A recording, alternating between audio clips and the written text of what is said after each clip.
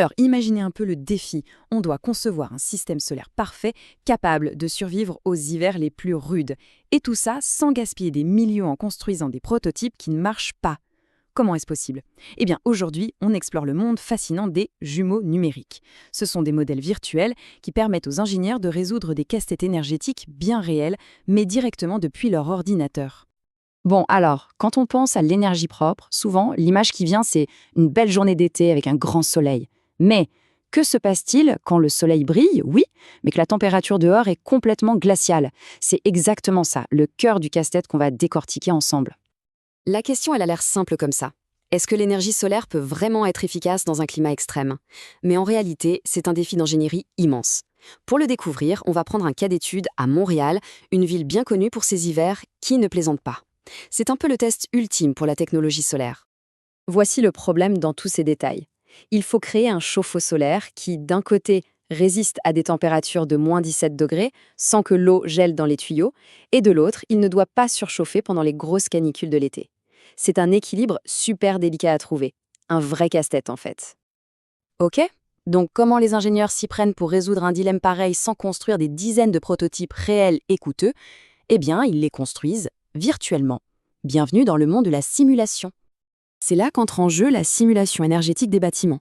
L'idée est à la fois simple et super puissante. On crée une réplique numérique parfaite, un jumeau numérique, du bâtiment et de tous ses systèmes.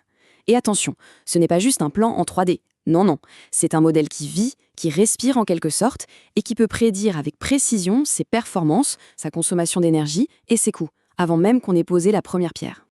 En gros, ces outils numériques, on peut les classer dans deux grandes familles. D'un côté, on a des logiciels qui s'intéressent au bâtiment dans son ensemble, c'est-à-dire son enveloppe thermique sur de longues périodes. De l'autre, il y a des logiciels plus spécialisés sur les systèmes de chauffage, ventilation et climatisation, le fameux CVC, qui vont modéliser le comportement de chaque composant de manière très dynamique. Alors, concrètement, qu'est-ce qu'on trouve dans cette boîte à outils numérique? Faisons un petit tour rapide des logiciels les plus importants qui ont façonné ce domaine. On commence par un véritable pionnier, DOE2. Faut se remettre dans le contexte. On est dans les années 70, au tout début de l'informatique grand public. Et c'est l'un des tout premiers programmes conçus pour prédire la consommation d'énergie et les coûts d'exploitation d'un bâtiment. C'était absolument révolutionnaire à l'époque. Cet organigramme nous montre bien sa logique, d'une simplicité redoutable. On entre les données du bâtiment et la météo, le moteur de simulation fait tous les calculs, et à la fin, on obtient des rapports très détaillés. Pour l'époque, ce processus structuré, ça a complètement changé la donne. Passons maintenant à Énergie Plus. On peut le voir comme le successeur moderne. Il reprend les concepts de base des programmes comme DOE2, mais il pousse les choses beaucoup plus loin, avec des capacités de simulation bien plus détaillées et dynamiques. Ce schéma révèle la clé de sa puissance, sa conception modulaire. Il ne faut pas voir Énergie Plus comme un seul gros programme rigide. C'est plutôt un moteur central auquel on peut venir connecter d'autres outils spécialisés, comme TRNSS. Ça donne aux ingénieurs une flexibilité incroyable pour construire la simulation exacte dont ils ont besoin.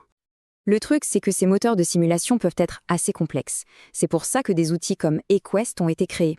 Le but, rendre tout ça plus accessible. En fait, Equest, c'est une interface graphique super intuitive qui est construite par-dessus le bon vieux moteur de calcul de DOE2 qui a déjà fait ses preuves. Et là, la différence est flagrante. Au lieu de manipuler des lignes de code, l'utilisateur peut construire et visualiser un modèle 3D de son bâtiment. Ça rend l'analyse beaucoup plus concrète, beaucoup plus facile à comprendre. Ce tableau comparatif montre bien une évolution majeure. Regardez la ligne énergie renouvelable. Les outils récents comme Énergie Plus peuvent simuler ces systèmes, ce qui était impossible avec les premières versions de DOE2. Mais la conclusion la plus importante, c'est qu'il n'y a pas un seul outil qui soit le meilleur. Le bon choix dépend toujours des besoins spécifiques du projet. Bon, on a vu cette incroyable boîte à outils numérique. Mais comment est-ce que ça se comporte face à un défi bien réel et bien glacial? Allez, voyons ça en action. La technologie au cœur de cette étude, c'est le système dit à retour par gravité ou auto-vidangeable. Le principe est aussi simple qu'il est efficace. Dès que la pompe s'arrête, l'eau qui se trouve dans les capteurs solaires s'écoule toute seule, par gravité, vers un réservoir de stockage à l'intérieur. Les capteurs et les tuyaux à l'extérieur sont donc complètement vides. Et sans eau, eh bien, aucun risque de gel. C'est malin. Ce diagramme nous aide à mieux comprendre sa conception. On voit que c'est un système indirect. Ça paraît technique, mais ça veut simplement dire que le liquide qui chauffe dans les panneaux ne se mélange jamais avec l'eau du robinet. La chaleur est transférée via un échangeur de chaleur. Et c'est cette architecture toute simple qui est la clé de sa fiabilité. Pour cette mission bien précise, l'outil choisi a été TRNSS. Il faut le voir comme un spécialiste des systèmes qui changent tout le temps. Comme notre système à retour par gravité se remplit et se vide sans arrêt, la capacité de TRNSS à modéliser ces cycles dynamiques en faisait le choix parfait. Le jumeau numérique a donc été construit, la simulation lancée. Alors, qu'est-ce que ça a donné? Plongeons dans les résultats. Le premier chiffre, il est assez bluffant, 47%. La simulation a prouvé que ce type de système solaire pouvait couvrir près de la moitié des besoins annuels en eau chaude. Et je le rappelle, on est à Montréal.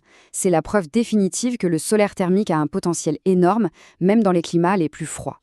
Ce graphique, lui, démontre l'efficacité du système, même dans les conditions les plus extrêmes. Par une journée typique, du mois le plus froid, avec moins 17 degrés dehors, le système a quand même réussi à augmenter la température de l'eau de 10 degrés Celsius. C'est la preuve concrète que ça marche. Et l'impact environnemental? Il est de 297 kg. C'est la quantité de gaz à effet de serre évitée chaque année pour chaque mètre carré de capteur solaire installé. Maintenant, si on imagine ça à l'échelle d'un grand bâtiment, l'impact positif devient vraiment énorme. Bon, en résumé, qu'est-ce qu'il faut retenir? D'abord, que les simulations numériques sont des outils essentiels pour valider la faisabilité d'un projet. Ensuite, que cette technologie à retour par gravité est une solution super élégante et fiable aux problèmes de gel et de surchauffe. Et enfin, qu'elle est plus avantageuse, à la fois pour le portefeuille et pour l'environnement, que les systèmes classiques à antigel. Et on termine sur cette citation qui nous projette vraiment vers l'avenir.